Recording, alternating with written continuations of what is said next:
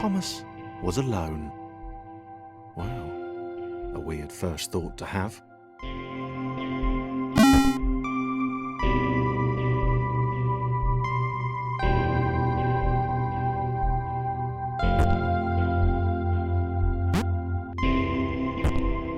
Thomas decided to start listing his observations for posterity. 1. The whole alone thing. 2. Portals. They led somewhere. He'd yet to work out where. 3. Falling. Thomas was absolutely fantastic at falling. He was almost as good at falling as he was at observing.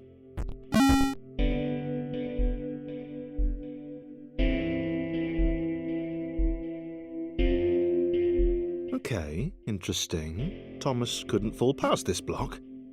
Think, damn it, think! What if there was some kind of inverted fall? Some way to... what's the word? Jump.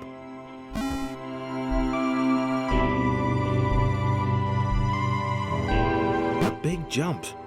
But Thomas noted there was no real danger in missing it. The world didn't want him to fail here. It was pushing him, but gently.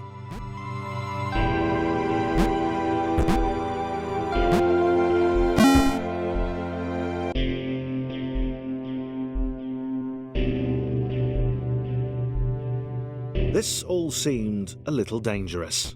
The world was not to be trusted. It was unstable, and it seemed to Thomas that it could let him down at any moment. He was starting to suspect it might even be doing so on purpose. Paranoia.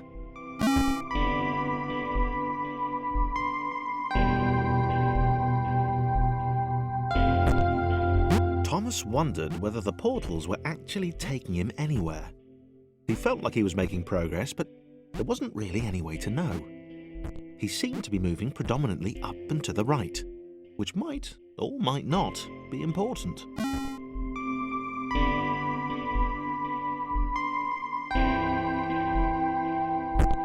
It might have been paranoia again, but Thomas could have sworn the world was becoming more complicated. It always seemed to be one step ahead of his skills. It had been designed just for him. He wondered why.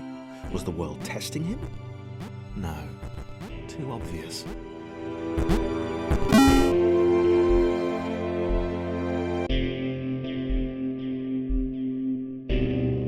Something about the boiling, toxic, glowing water intimidated Thomas. He didn't like it. He certainly didn't want to swim in it. He made another mental note.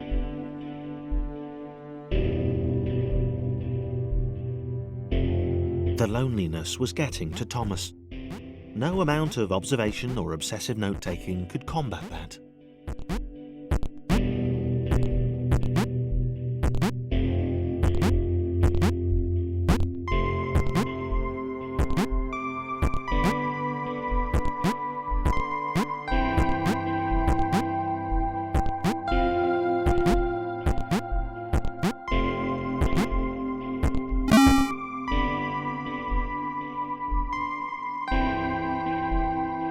Thomas had a new theory. The world was training him. He could feel himself getting smarter. There was the mental list to consider. Over the minutes and seconds since his spontaneous generation, he'd become a pretty skilled jumper. He was evolving. He just wished he had someone to share it with.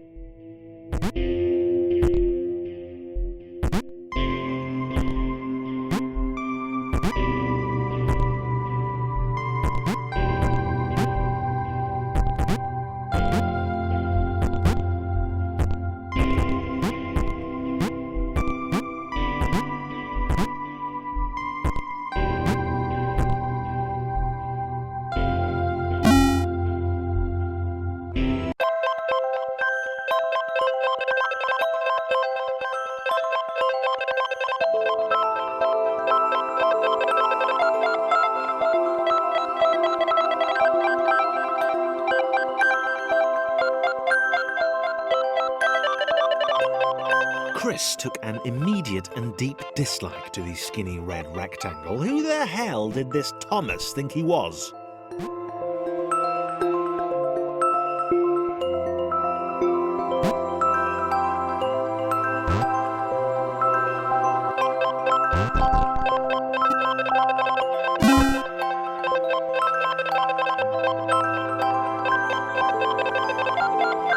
Chris had been doing fine. He wasn't the highest jumper, but he'd held his own. He'd even been graceful at times. Well, not technically graceful, it's probably the wrong word, but, you know, fine. There was that skinny little runt leaping about like he owned the place.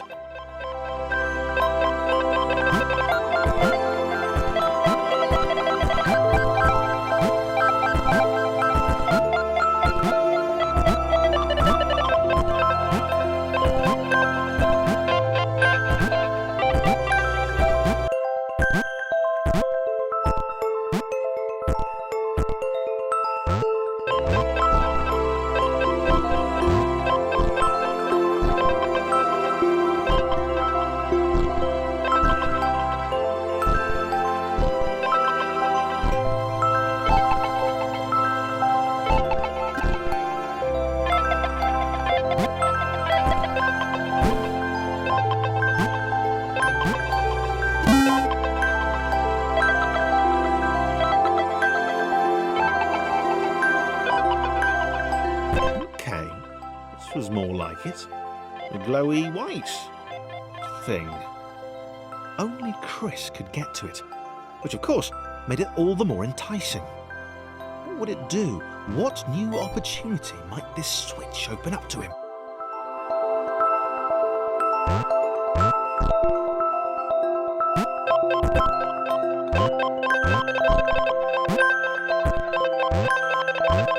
Great. Another chance for Thomas to jump slightly higher than Chris. How fortunate. Seriously, this made the whole switch pressing thing entirely worthwhile.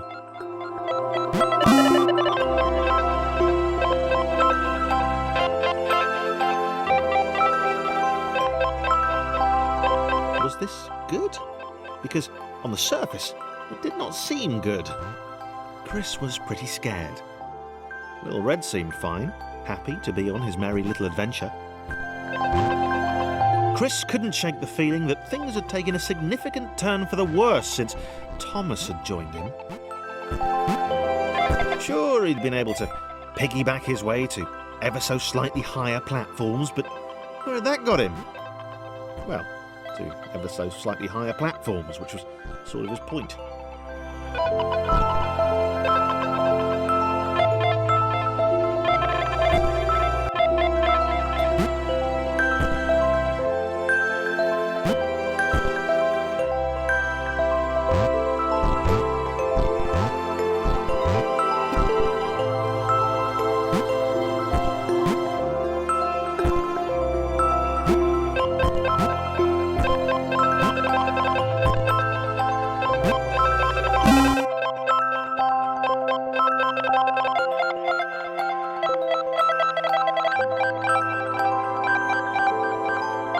Chris stared at Thomas with pure hatred. He seemed so very happy at their situation. Friends together, a brave fellowship of quadrilaterals on a quest for greatness. That would be fine. But it was all the obvious observation that Thomas was doing which grated. Every time they saw something vaguely new, Chris would hear a satisfied little from the vaulting idiot. He hoped the next portal would split them up, if only for a few levels.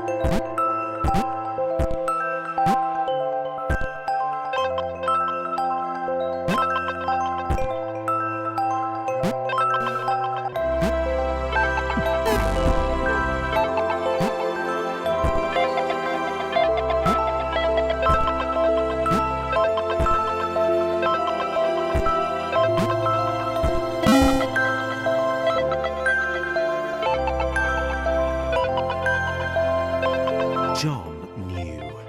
He knew that this was his chance, a moment to shine. This was game day.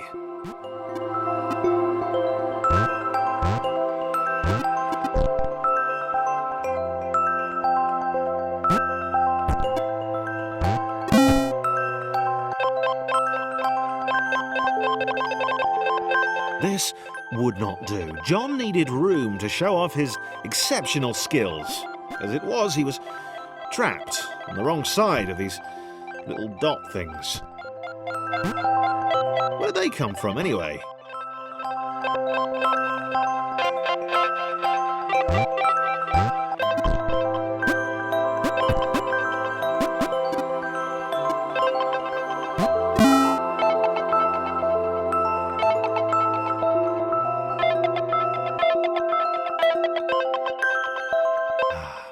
John inhaled the air of the open space, and it smelled of awesome. Time to flex those muscles, to put his training to use, time to show those little dots how it was done. John decided to press the switch, to let the little dots catch up with him. John cared for his new allies. You could tell from the sympathetic expression he'd practiced in the mirror all these years.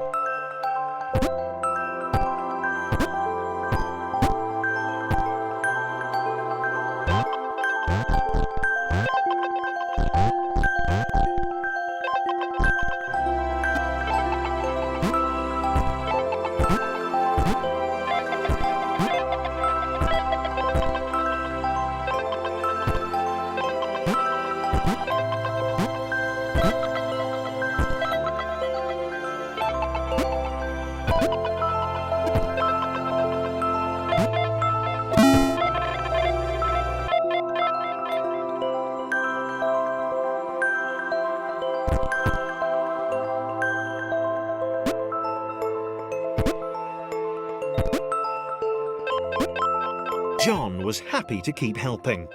He felt it was important to his image that he was seen to help the little guys.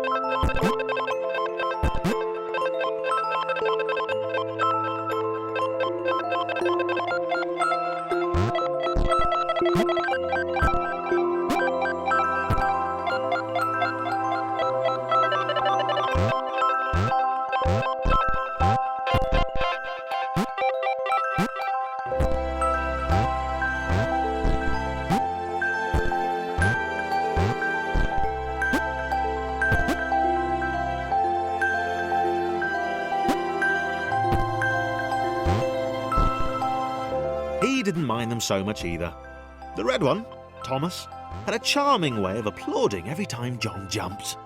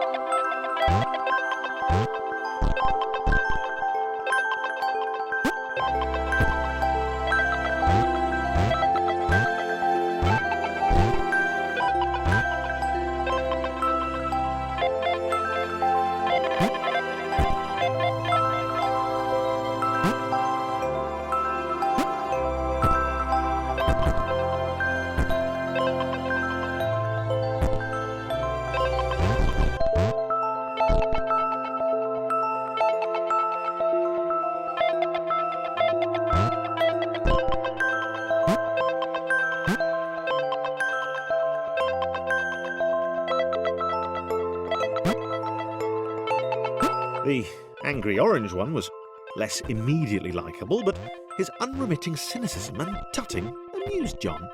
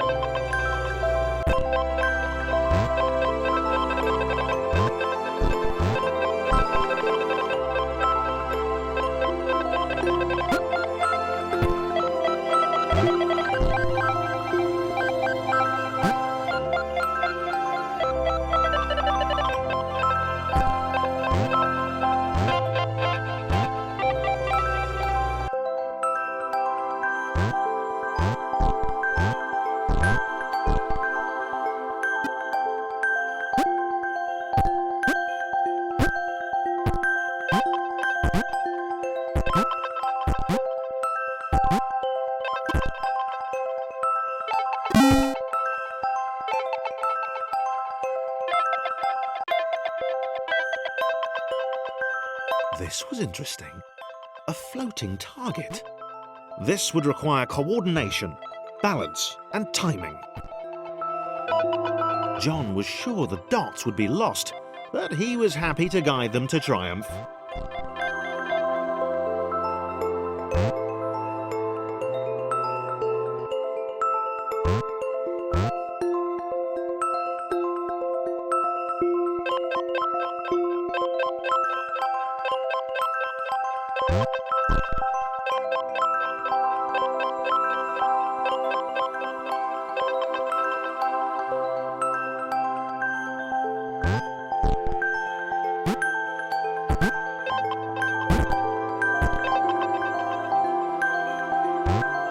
Maybe that's what the dots were for. They were there to extend John's reach, to make his performance even more impressive. John liked the thought. He decided to keep them.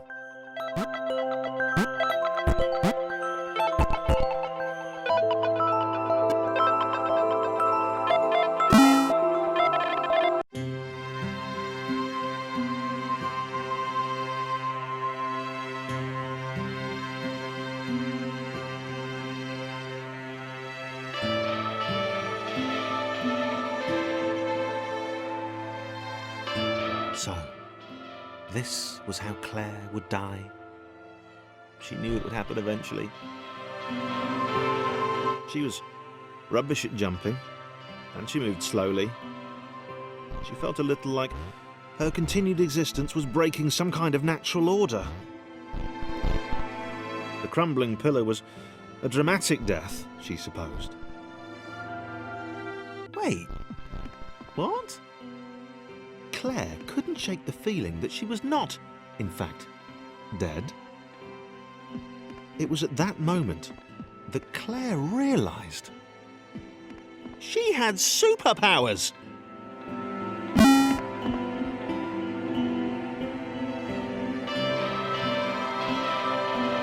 She'd need a cape. There was no getting around that. You couldn't be a superhero without a cape. Claire didn't want confusion. If you saw a cape, that made matters clear. You knew what you were dealing with. Claire was all about communication. And, you know, floating in water, which was her superpower.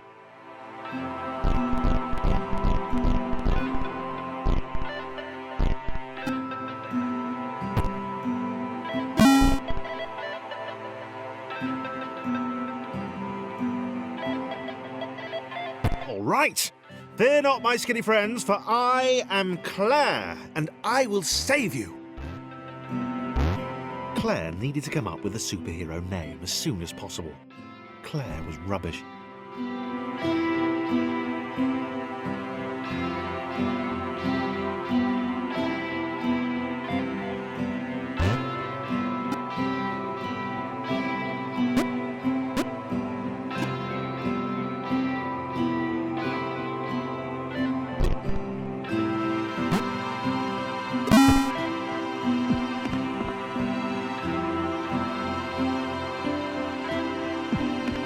Claire arrived just in time, which was, of course, the perfect moment for superheroes to arrive.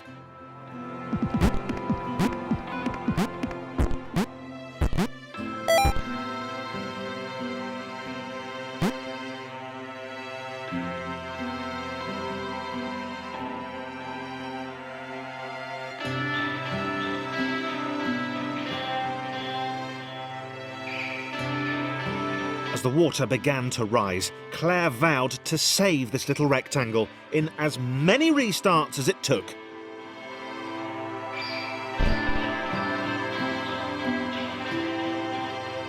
Claire wondered if Tomas would make a good sidekick. Or was she more the lone Avenger type? She liked that. The sole hero in a world of rectangles and conveniently placed pools of toxic water.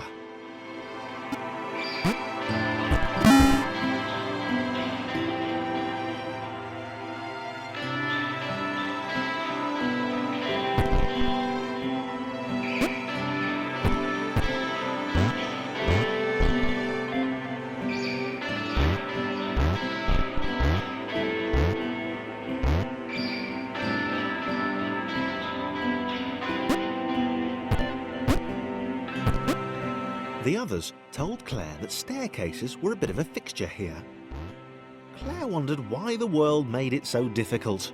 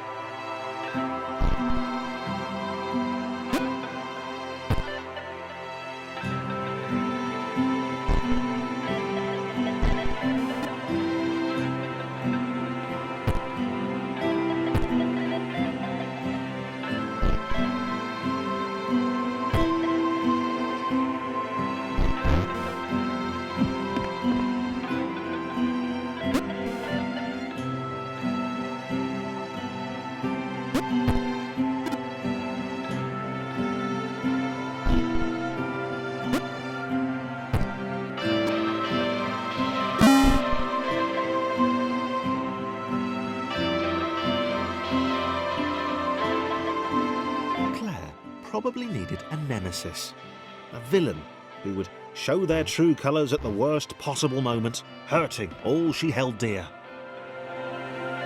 Chris was the most obvious choice. He seemed stroppy enough, and his jump was so pathetic that it conveniently avoided Claire's insecurities. Yes, Chris. Diabolical Chris. The fiendish Christopher.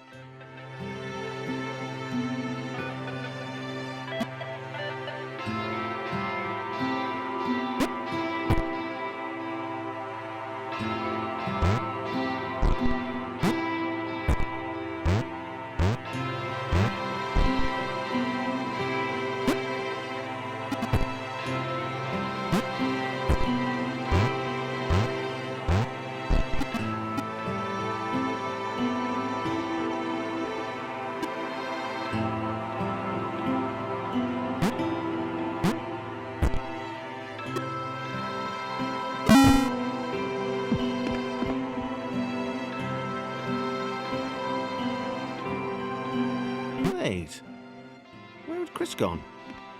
Was he off somewhere? Plotting Claire's downfall? If Claire was honest, and she had to be because she was a superhero, this was a troubling turn of events. Still, there were reasonably sized bodies of water to cross.